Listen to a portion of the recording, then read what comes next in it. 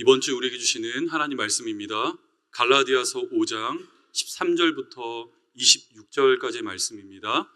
갈라디아서 5장 13절부터 26절까지의 말씀입니다. 다 찾으셨는 줄로 믿고요. 우리 서로 한 절씩 그렇게 교독하고 마지막은 제가 읽도록 하겠습니다. 형제들아, 너희가 자유를 위하여 부르심을 입었으나 그러나 그 자유로 육체의 기회를 삼지 말고 오직 사랑으로 서로 종노릇하라.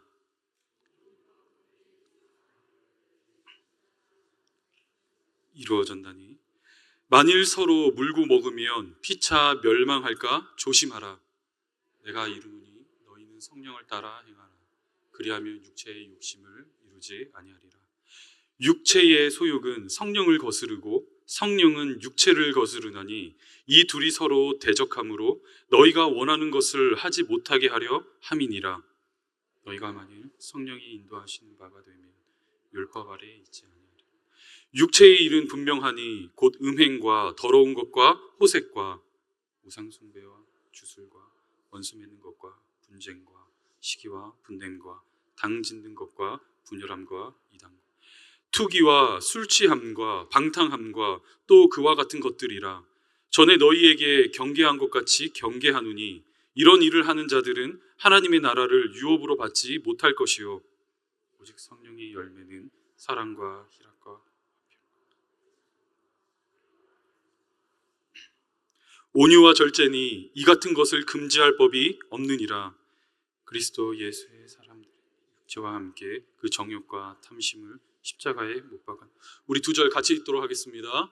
만일 우리가 성령으로 살면 또한 성령으로 행할지니 헛된 영광을 구하여 서로 노엽게 하거나 서로 투기하지 말지니라. 아멘. 오늘 말씀의 제목입니다. 자유자여 너희는 성령을 따라 행하라. 자유자여 너희는 성령을 따라 행하라 제목으로 하나님 말씀 나누도록 하겠습니다. 이 땅을 살아가는 모든 사람들은 자유를 갈망합니다.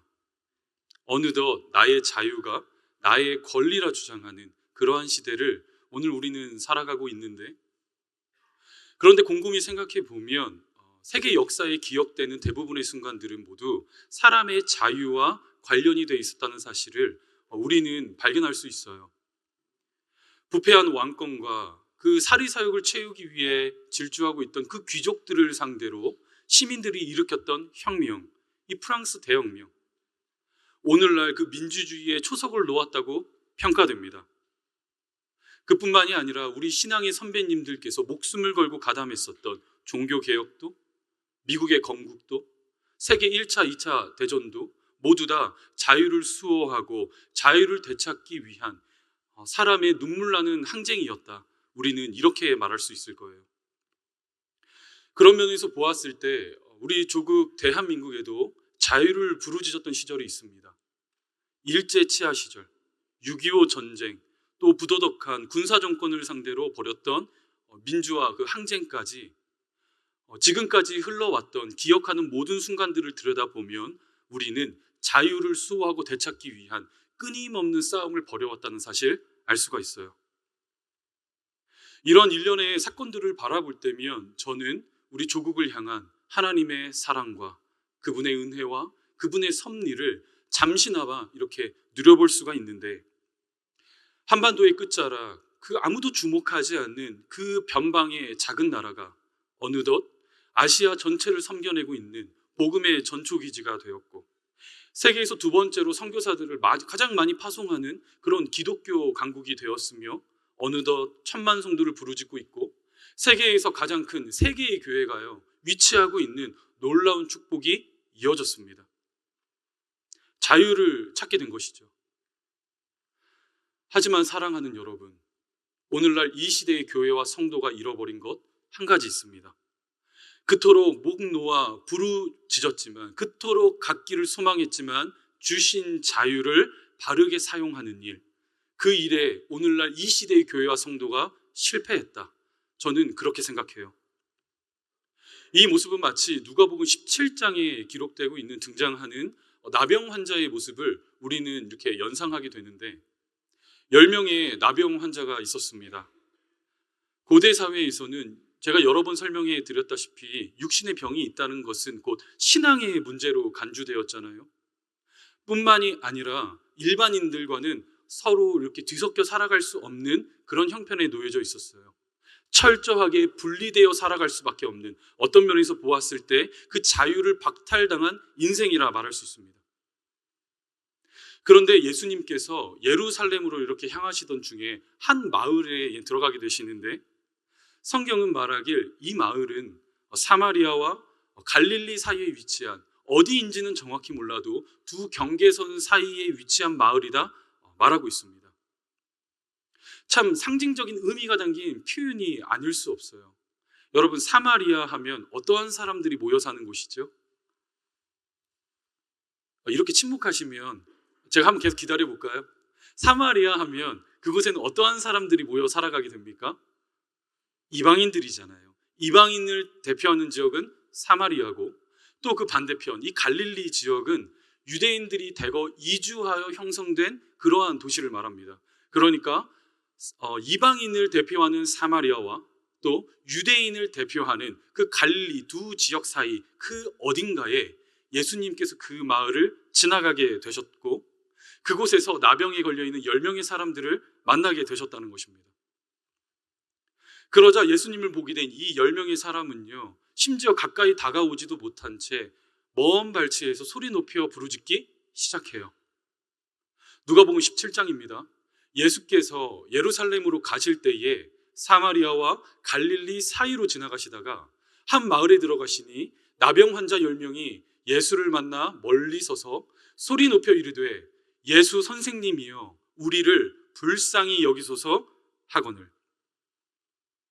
이제 이 10명의 나병 환자를 보게 된 예수님께서는 그들을 불쌍하게 여기시며 이적을 행하십니다. 이어지는 14절, 보시고 이르시되 가서 제사장들에게 너희 몸을 보이라 하셨더니 그들이 가다가 깨끗함을 받은지라. 이들은 예수의 은혜로 인하여 잃어버렸던 자유를 되찾게 되었습니다. 세상은 줄 수 없고 결코 흉내조차 낼 수 없는 그 자유가요, 예수로 인하여 이 10명의 사람들에게 주어지게 된 거예요. 그런데 참 흥미로운 점이 있습니다. 그 뒤에 이어지고 있는 이 10명의 행보가요, 극명하게 갈리고 있다는 점이에요. 이어지는 15절부터 그 중에 한 사람이 자기가 낳은 것을 보고 큰 소리로 하나님께 영광을 돌리며 돌아와 예수의 발 아래에 엎드려 감사하니 그는 사마리아 사람이라. 예수께서 대답하여 이르시되 10사람이 다 깨끗함을 받지 아니하였느냐? 그 9은 어디 있느냐? 이 이방인 외에는 하나님께 영광을 돌리러 돌아온 자가 없느냐? 하시고, 이제 눈치가 조금 빠르신 분은 딱 캐치를 하셨을 거예요. 이 이야기의 메인 포인트는요, 예수님께서 이적을 행하셨고 기적을 행하셨다, 병고침의 역사가 일어났다, 거기에 맞춰져 있는 것이 아니라 자유가 주어졌지만 그 자유를 제대로 활용하고 사용하는 일에 실패하고 있는 그 시대의 예배자들, 유대인들을 겨냥하고 있는 말씀이라는 것입니다.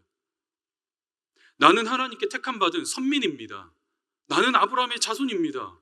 더 이상 사망과 그 죄의 속박 아래 놓여있지 않은 나는 자유인입니다. 나는 자유를 누리는 하나님의 자녀입니다. 이렇게 입술로 자신의 신분에 관하여 주장하고 있지만 문제는 무엇이라고요? 누가복음 17장은 무엇을 고발하고 있습니까? 자유를 누리게 된 이유, 예수님께 나와 무릎 꿇고 경배하고 있는 사람 한 사람밖에 없었다는 거예요. 그것도 사마리아인. 주 안에 사랑하는 여러분, 그런 맥락에서 우리는 이제부터 갈라디아서 5장을 살펴보게 됩니다. 지난 시간 약 5주에 걸쳐 갈라디아서 3장과 4장의 내용 살펴보았잖아요. 이 두 장에 담겨있는 그 핵심 주제란 과연 무엇이었습니까? 여보세요? 저 혼자 합니까? 이거 모르시면 저 다시 해야 돼요. 10조 다시 돌아가야 돼요. 자, 갈라디아서 3장과 4장에 담겨있는 핵심 주제란 무엇이었다고요? 자유입니다. 맞아요. 복음이 가져다주는 자유에 관하여 말하고 있었어요. 죄와 사망의 권세 아래 놓여있던 우리가, 하나님과의 그 끊어진 관계 속에서 아파하고 신음하고 있던 우리가, 율법의 요구로부터 결코 자유함을 누릴 수 없던 저와 여러분들에게 하나밖에 없는 독생자 그 예수 그리스도 조금도 아까워하지 않으시고 단번에 내어주신 그 하나님의 사랑과 그 아버지의 뜻에 순종하며 십자가에서 대속의 죽음을 이루신 예수 그리스도의 십자가 사역을 통하여 복음을 영접한 모든 진실된 성도에게는 자유가 주어졌다. 이 한 가지 핵심 메시지 전하고 있었습니다. 그리고 우리가 이제부터 살펴보게 될 갈라디아서 5장과 6장은요, 좀 쉽게 말하자면 적용편이라고 말할 수가 있어요. 적용편. 앞선 1장과 4장을 통하여 기독교의 핵심 진리가 전해졌고 또 성도가 신령한 지식 위에 자신의 속사람을 비추어 보았다면 이제는 이어진 5장과 6장을 통과하며 주신 실제적인 복음의 지식을 나의 삶으로 실제가 이루어내는 삶을 살아가라. 이러한 가르침이 담겨 있다는 것입니다. 자, 그렇다면 성도가 우리에게 주신 그 복음의 자유를 과연 어떻게 사용할 것인가? 이 질문에 대한 우리 대답, 우리 한번 찾아볼까요? 오늘 본문 13절입니다. 13절부터 15절 같이 읽도록 하겠습니다. 시작.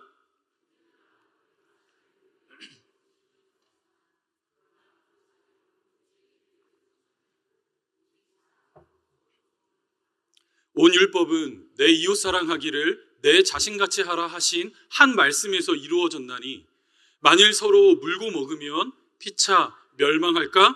조심하라. 자, 이제 바울은 예수 그리스도 안에서 주신 복음을 통하여 자유자가 된 성도들을 향하여 저와 여러분들을 향해 이렇게 선포하고 있습니다.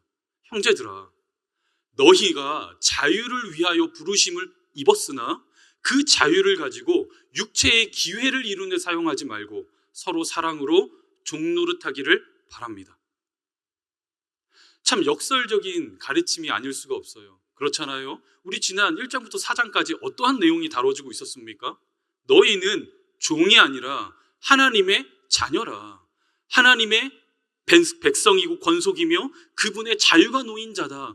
이것을 전하고 있었는데 5장으로 탁 넘어가며 그 개념이 바뀌는 거예요. 너희는 자유자로 부름받았지만 그 주신 자유를 가지고 종으로 살아가라는 것입니다. 우리의 신분이 종이기 때문에 어쩔 수 없이 종의 모양과 종의 형태를 가지고 살아가는 것이 아니라 참 자유가 주어진 자유인의 신분이 되었지만 하늘, 보좌, 권세, 영광 다 버리시고 이 땅에 종의 모습으로 오신 그 예수 그리스도의 모습 본받으며 살아가라는 이야기예요. 너희도 의지를 가지고 자발적인 섬김과 헌신의 자리를 통하여 서로 사랑의 종노릇하는 것이야말로 주신 자유를 바르게 사용하는 성도의 신앙생활이라 말하고 있다는 것입니다. 그리하여 우리가 끝까지 포기할 수 없다 말하는 그것, 나의 권리라 말하는 그것, 그 자유를 깨뜨려서까지 어느 누군가를 복되게 하고 섬겨내는 일, 거기까지가 기독교가 말하는 사랑인 것입니다.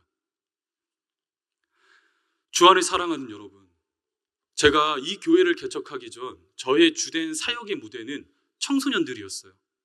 한 10년 딱 한 것 같아요. 청소년들과 10년 정도 사역을 했는데 그 기간 동안에 참 눈물 났고 함께 부둥켜 안고 이렇게 부볐던 그런 많은 추억들이 제 머릿속에 떠오릅니다. 지금도 그 얼굴을 생각하면요, 이렇게 눈시울을 붉게 만드는 몇 명의 녀석들이 있어요. 중학교 2학년 남학생이었어요. 그런데 이 친구가 집을 나갔습니다. 그런데 그냥 집을 나간 것이 아니라 편의점 앞에 이렇게 시동이 걸려있는 차를 타고 도망을 갔어요. 중학교 2학년짜리가 어떻게 자동차 운전을 할 수 있냐라고 질문하시겠지만 그분의 아버지께서요, 그 친구의 아버지께서 남자는 자고로 운전할 줄 알아야 한다라고 이렇게 말씀하시며 공터에 가서 운전하는 법을 가르치신 거예요. 그러니까 얘가 이렇게 가출을 했는데 눈앞에 시동이 걸려있는 차가 보이니까 그냥 타고 주랭랑을 친 것입니다. 일이 커졌어요. 그냥 단순한 가출이 아니겠죠. 경찰에 보고가 됐고요. 이 소식을 전해들은 제가 당시 분당에 살고 있었는데 저희 사역자인 대전 그 한복판으로 달려가서 이 친구가 있을 만한 곳, 그 PC방, 찜질방 이 잡듯이 찾아 헤맸던 그런 기억들이 있습니다. 처음에 이런 마음이 있었어요. 이놈의 새끼 이거 잡혀봐. 이거 내가 가만 안 둔다. 제가 그 마음이 있었거든요. 그런데 그렇게 찾고 헤매는 시간이 지나면 지날수록요, 그런 생각이 들더라고요. 그냥 밥이나 제때 먹고 건강하게 있었으면 좋겠다. 설교 중에 눈에 들어온 한 여학생이 있었습니다. 그 친구도 중학생이었는데요. 손에 붕대를 감고 있는 거예요. 그래서 예배가 끝나고 확인차 제가 손 좀 보자고 했어요. 너 그 손 왜 그러냐? 붕대를 이렇게 벗겨보니까 손등이 찢어졌는데요. 제때 치료를 받지 못해서 다 골맞더라고요. 부모님이 맞벌이를 하시고 집안 형편이 넉넉지 않기 때문에 괜히 걱정하실까 봐 말씀을 못 드린 거예요.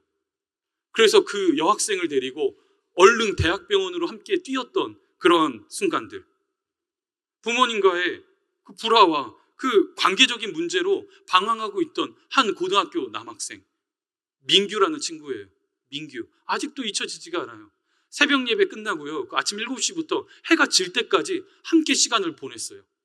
학교를 가지 않겠다 끝까지 우기는 그 녀석 때문에 함께 대구에 있는 그 수성구 그 연못을 함께 거닐고 국밥을 나눠 먹으며 그렇게 서로가 서로에게 위안이 되었던 그런 시간들. 하루를 마무리하며 지체들을 위해 기도하는데 한 자매가 머릿속에 딱 떠오르는 거예요.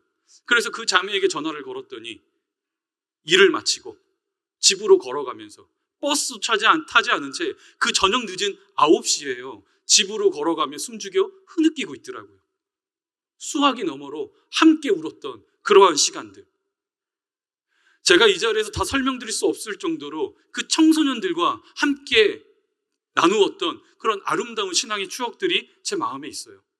사랑의 종노릇하기 위해 참 몸부림쳤던 시간들이었습니다.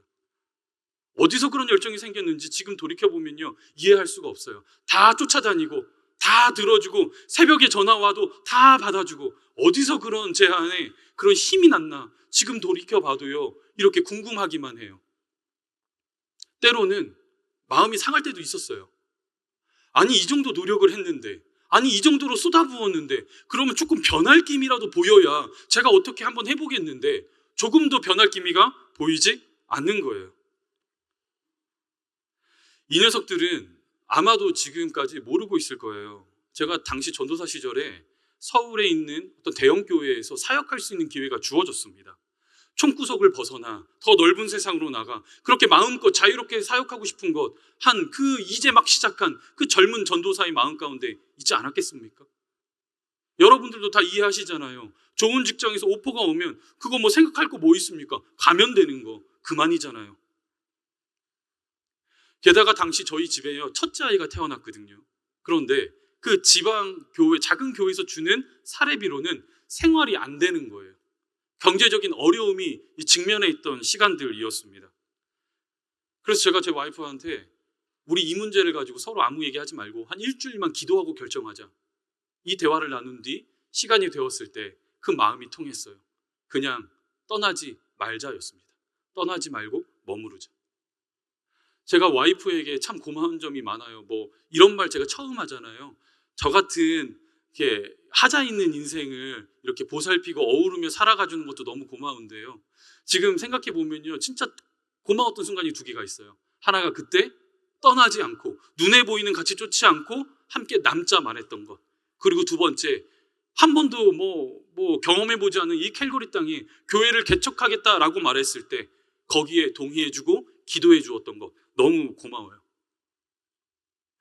그리고 저는요, 그렇게 그 친구들이 중등부를 졸업하고 고등부를 졸업할 때까지 다 올라가는 거 보고 사역지를 옮기게 되었습니다. 그런데 몇 달 전에 그 한 자매로부터 연락을 받았어요. 무려 8년 만에 받은 연락이었습니다. 이미 알렸기 때문에 제가 이름은 밝히지 않겠지만 그 자매가 보내준 문자 메시지를 그대로 읽어드릴게요. 목사님, 안녕하세요. 오랜만에 연락드립니다. 잘 지내고 계시죠? 목사님과 함께하던 고등부 시절이 요즘 많이 생각나요. 스승의 날 때 다른 친구들은 고등학교 선생님께 연락을 제일 많이 드린다는데 저는 고등학교를 안 다녀서 그런지 저한테는 목사님이 제 고등학교 선생님 같아요. 정말 목사님께서 해주신 양육 덕분에 지금까지도 교회 생활 잘하고 있습니다. 너무 감사합니다. 함께 했던 시간들을 돌이켜보면 그때는 어려서 잘 몰랐는데 지금 생각해보면 목사님께서 저희한테 부어주신 사랑이 얼마나 컸는지 정말 너무 감사하더라고요. 많은 사역자분들을 만났지만 목사님께서 정말 열정적으로 고등부를 위해 사역하시던 모습이 많이 떠올라요. 정말 많이 보고 싶습니다. 목사님, 하트 2개. 이게 웃는 포인트는 아니었는데, 그렇죠? 제가요, 이 연락을 딱 봤는데 그동안 쌓였던 그 목회적 고됨과 피로가 한 번에 날아가더라고요. 이 자리 가운데 혹시 청소년 자녀를 둔 우리 부모님들 계시잖아요. 그리고 키워냈던 부모님들 분명 계세요. 어떠셨습니까? 그 우리 청소년 아이들 볼 때 여러분 정말 육신의 사랑으로 품어지셨습니까? 이해가 안 되잖아요. 외계인 같잖아요. 동시대를 살아가고 있는데 전혀 다른 것을 말하고 전혀 다른 것을 보는 것만 기분을 이 청소년 아이를 키우는 부모님들이 경험하신다고 해요. 그런데 저의 경우는 어떻겠습니까? 사실 제가 배 아파서 난 자식도 아니잖아요. 엄밀히 말하자면 피 한 방울 섞이지 않는 남이 아니겠습니까? 저에게 아무런 의무와 책임은 없는 거예요. 그런데 그 청소년들에게 미쳐서 그렇게 열심히 뛰어다녔어요. 그렇게라도 사랑하고 싶었어요. 그렇게라도 해야만 했습니다. 먼저 복음의 은혜를 누린 한 신앙의 선배가 목회자라는 이름으로 그 앞에 서서 자유인으로 부름받았음에도 불구하고 삶에 주어진 그 터전을 나의 밥벌이 수단이라 말하지 않으며 묵묵하게 사랑의 종노릇을 하다 보니 알게 되더라고요. 한 영혼의 그 10년 가운데에 지워지지 않는 사랑의 흔적을 남겨 잔잔한 감동을 불러일으키는 그 일, 그 영광스러움을 보게 하시더라고요. 여러분, 그래서 제가 캘거리에서 큰 교회, 큰 목회 그거 못한다고 해서 여러분 제가 과연 실패한 목회자겠습니까? 저는 그렇게 생각하지 않아요. 저는 이미 성공한 목회자입니다. 여러분들이 어떻게 생각하실지 몰라도 저는 이미 성공한 목회자예요. 왜요? 예수께서 보시기에 천하보다 귀하다 말씀하시는 그 한 영혼의 10년 가운데에 사랑의 종로로 사랑의 흔적을 남겼으니 세상에는 무명하나 우리 하나님 앞에서 유명한 하나님의 사람 아니겠습니까? 주 안에 사랑하는 여러분, 오늘날 이 시대의 성도들, 여러분들께서 정말 보기 원하는 간절히 만나고 싶은 목회자는 과연 누구입니까? 설교 잘하는 목회자? 티칭 사역에 뛰어난 목회자? 스펙이 좋고 많은 것을 배워 뭐 상식, 뭐 모든 분야에 다 섭렵하고 있는 그런 박식한 목회자. 여러분, 그런 목회자 보고 싶으세요? 아니시잖아요. 그런 목회자보다 어느 누군가 실족하여 눈물 흘리고 있을 때 그 곁에 다가가 위로해 줄 수 있는 그 따스한 시선과 따스한 온도를 마음에 유지하고 있는 그런 목회자, 오늘 이 시대가 가장 보고 싶은 것 아니겠습니까? 여러분, 저도 마찬가지예요. 저도 그런 성도님 보고 싶습니다. 그리스도께서 율법의 요구로부터 우리를 자유하게 하셨으니 그 주신 은혜를 기억하고 힘입어 예수 앞으로 돌아가 무릎 꿇고 예배하겠다 말하는 그 예배자 된 한 사람, 그 사마리아인과 같은 존재, 주신 자유를 어떻게 사용해야 하는지 알므로 하나님께 영광 올려드리고 있는 그 참된 예배자의 모습 보고 싶습니다. 주신 은혜가 나 한 사람에게만 머무르고 끝나는 것이 아니라 어느 누군가에게 흘러 넘치는 사랑의 종노릇하는 주신 자유를 바르게 사용하는 그 한 사람 보고 싶어요. 사랑하는 여러분, 절대로 잊으시면 안 됩니다. 우리가 지난 10주에 걸쳐 1장부터 4장까지 살펴본 그 내용, 나는 누구인가? 하나님이 보시기에 나는 대체 어떠한 사람인가? 나에게 주어진 그 자유, 나는 자유인이 되었다. 이 은혜를 누리는 것도 너무나 중요하지만 여러분, 그 반대편에는 이와 동일한 무게추를 가진 하나의 질문과 요구가 주어지고 있다고요. 자유를 누리게 되었으니 그 자유를 어떻게 사용할 것인가에 대한 고민과 자기 성찰이 성도된 저와 여러분들에게 필요하다는 이야기입니다. 따라서 바울은 오늘 예수 그리스도 안에서 참된 자유를 누리는 저와 여러분들을 향해 다음과 같이 선포하고 있는 거예요. 본문 13절입니다. 형제들아, 너희가 자유를 위하여 부르심을 입었으나, 자유인이 되었으나, 그러나 그 자유로 육체의 기회를 삼지 말고 오직 사랑으로 서로 종노릇 하라.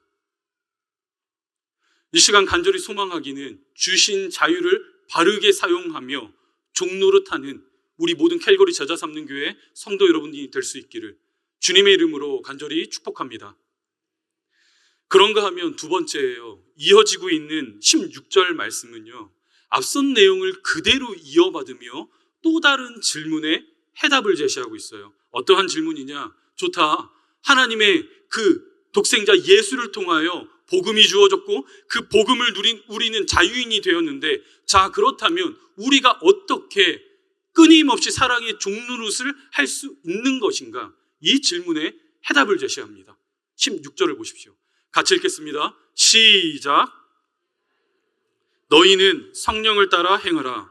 그리하면 육체의 욕심을 이루지 아니하리라. 아멘. 사랑하는 여러분, 하나님을 사랑하고 복음을 영접한 모든 진실된 성도의 심령 속에는 우리 성령 하나님 내주하십니다. 이것은 저의 이야기가 아니라요, 예수님의 약속이에요. 하나님의 말씀을 먹은 우리가 그 말씀을 붙들며 주님 앞에 나아가 입술을 열어 간구할 때에 우리 심령 가운데에 내주 역사하시는 성령님께서 연약한 저와 여러분들의 인생길을 지도하실 것이고 그 마음을 주장하셔서 성도답게 살게 하시겠다는 약속, 우리에게 주어졌다는 거예요. 요한복음 15장과 사도행전 1장입니다.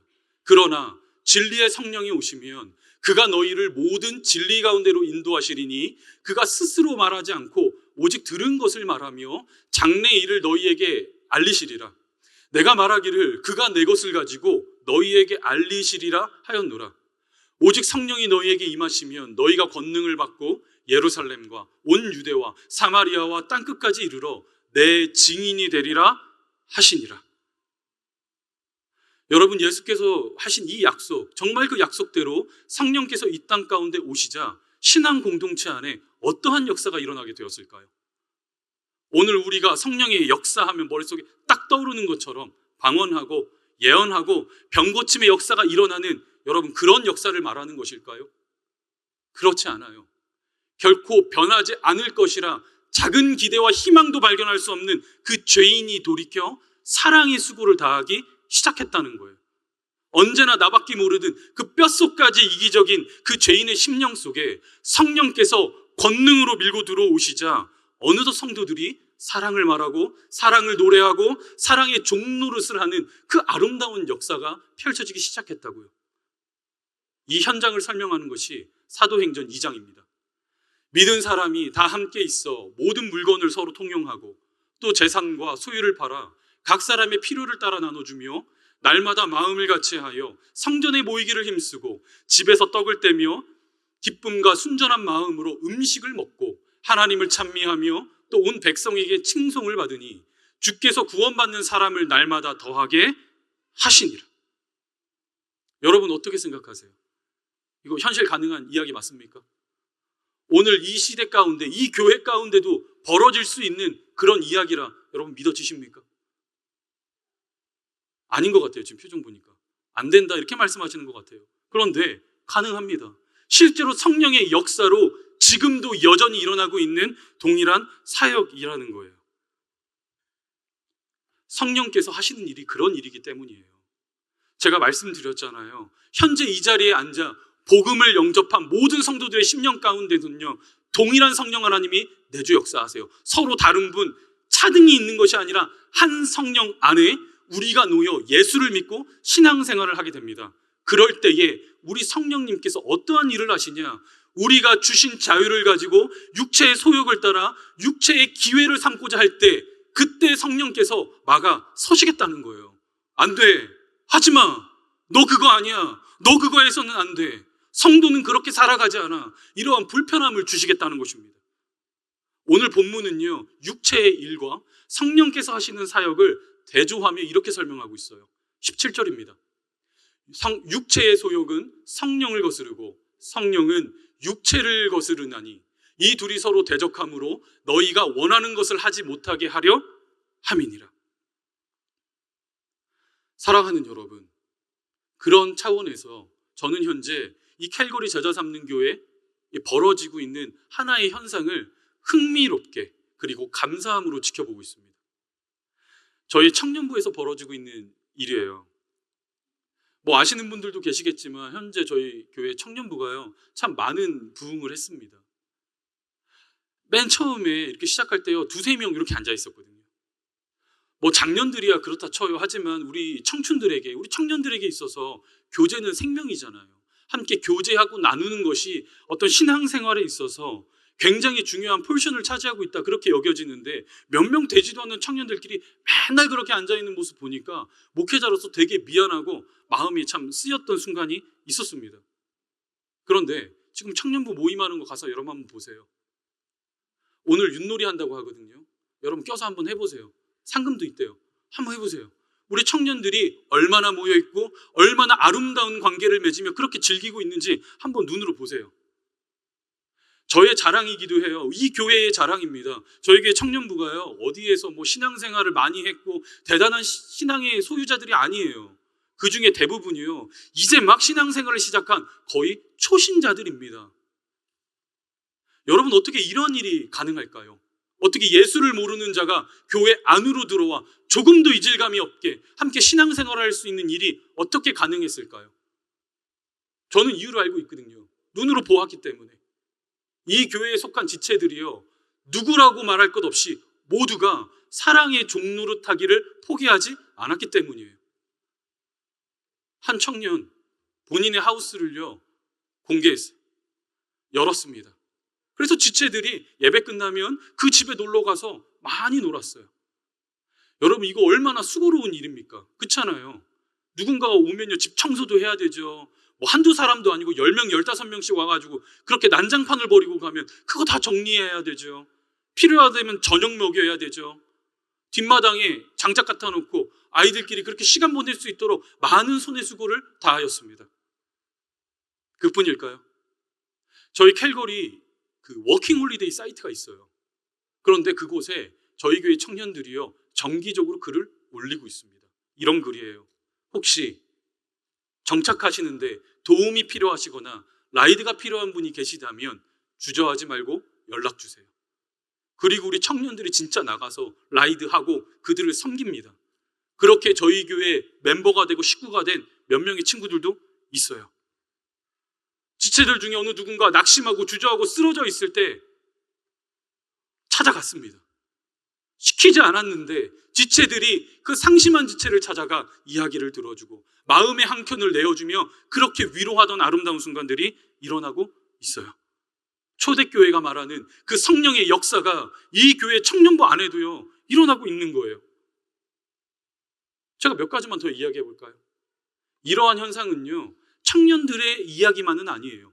장년들에게도 일어나는 동일한 현상입니다. 최근 이사신방을 갔거든요. 한 젊은 가정이었어요. 그런데 우연히 둘이서 차를 타고 이동할 그런 기회가 있었는데 그 남자 집사님께서 그런 이야기를 하시는 거예요. 목사님, 제가 지난 몇 년간 말로 다 할 수 없는 하나님의 넘치는 은혜를 받았습니다. 이 주신 집, 목적이 있기에 하나님께서 제게 허락하신 이유가 있음을 제가 알기에 비록 아이도 키워야 하고 분주한 일상이지만 집을 공개하여 우리 성도들 마음껏 섬기겠습니다. 어떤 성도님은 개척 초기부터 음식을 나누었습니다. 제가 기억하고 있어요. 저한테 하셨던 그 말씀을. 목사님, 제가 음식 만드는 것을 업으로 삼고 있는 사람이기 때문에 어느 누군가와 함부로 음식을 나누지 않습니다. 이것은 저의 자존심입니다. 이것은 저의 인생 철학이기도 합니다. 그런데 이분께서요, 이 분들께서 도움이 필요하거나 환우들이 있다면 그 지친 몸을 이끌고 장사를 다 끝마친 이후 직접 찾아가셔서 음식을 전달하시기도 하셨어요. 어떤 성도는 한국을 방문했습니다. 아주 잠시의 찰나예요. 조금 한 2주 있다 돌아오는 여정이에요. 그런데 돌아오려고 짐을 싸는데 사탕이 눈에 보이는 거예요. 그런데 그 사탕을 딱 보는데 저희 교회 주일학교 학생들이 생각났대요. 결혼도 안 하셨고요. 자녀도 없으신 분이에요. 그런데 그분이 한 짐, 그 더블백 안에다가 한 여행 가방 안에다가요, 우리 다음 세대들에게 줄 사탕을 가득 싸와서 그렇게 조용히 주고 가셨어요. 여러분, 왜 우리는 이렇게 살아야 하죠? 왜 성도는 이처럼 바보처럼 자신의 것을 내어주며 멍청하게 살아야 합니까? 그 이유를 오늘 본문이 말하고 있어요. 예수를 만난 자, 복음을 인격적으로 누리며 살아가는 자는 성령을 따라 행하기 때문에, 성령께서 우리를 인도하시고 지도하시는 그 음성이 저와 여러분들의 심령 속에 울려 퍼지기 때문에, 자유 있는 자가 이유 있는 사랑의 종으로서 살아가는 은혜를 성령님께로부터 공급받는 것이죠. 그리고 성경은 현재 저와 여러분들이 행하고 있고 앞으로도 행하게 될 그 사랑의 수고와 그 원동력을요, 한 문장으로 압축시켜 이렇게 설명하고 있는 거예요. 오늘 본문의 마지막입니다. 25절부터 26절. 만일 우리가 성령으로 살면 또한 성령으로 행할지니 헛된 영광을 구하여 서로 노엽게 하거나 서로 투기하지 말지니라. 그리하여 성령을 따라 살아가겠다 결단한 인생들에게 주어지는 하나님의 약속이 무엇인지 여러분, 우리 마지막으로 함께 같이 읽도록 하겠습니다. 우리 갈라디아서 6장 8절부터 9절입니다. 시작. 썩어질 것을 거두고 성령을 위하여 심는 자는 성령으로부터 영생을 거두리라. 우리가 선을 행하되 낙심하지 말지니 포기하지 아니하면 때가 이름에 거두리라. 아멘. 사랑하는 여러분, 우리 캘거리 제자 삼는 교회의 한 가족 되신 우리 사랑하는 성도 여러분, 우리는 이제 성령을 따라 행하며 살아가야 합니다. 낙심하지 말고 포기하지 않으며 주께서 주신 그 약속, 성령을 위하여 심는 자는 성령으로부터 무엇을 거두리라? 영생을 거두리라. 우리가 선을 행하되 낙심하지 아니할지 왜요? 때가 이루면 거두리라. 거두리라라는 약속을 우리에게 주고 계시기 때문이에요. 이것이 바로 복음의 은혜를 누리며 살아가는 우리의 삶의 방식입니다. 나에게 자유가 주어졌음을, 나는 이제 자유자임을, 나의 의지와 선택으로 이 땅을 마음껏 살아갈 수 있는 그 자유에만 우리의 시선이 멈추는 것이 아니라, 그 자유가 주어졌다면 반드시 그곳에는 책임과 의무가 따릅니다. 그리스도인으로서 복음의 자유가 주어졌다면 마땅히 하나님의 사람으로서 사랑의 종노릇하며 살아가라는 의무와 책임이 따르고 있다는 거예요. 잊으시면 안 돼요. 이 두 개는 동전의 양면처럼 하나입니다. 우리에게 주신 자유, 그 자유가 요구하는 의무와 책임, 사랑의 종노릇하라는 거예요. 이 시간 간절히 소망하기는 예수께서 우리에게 주신 그 복음의 은혜가 헛되지 않도록 우리 주신 자유를 마음껏 사용하며 우리 사랑하는 지체들을 섬기고 또 섬기는 우리 모든 캘거리 제자 삼는 교회 우리 식구들 될 수 있기를 주님의 이름으로 간절히 축복합니다. 주님의 이름으로 간절히 축복합니다. 우리 함께 기도의 자리에 나아가도록 하겠습니다. 우리 시간 기도하실 때에 오늘 주신 말씀을 떠올리고 곱씹으며, 주님, 제가 하나님께 부름받은 자유자입니다.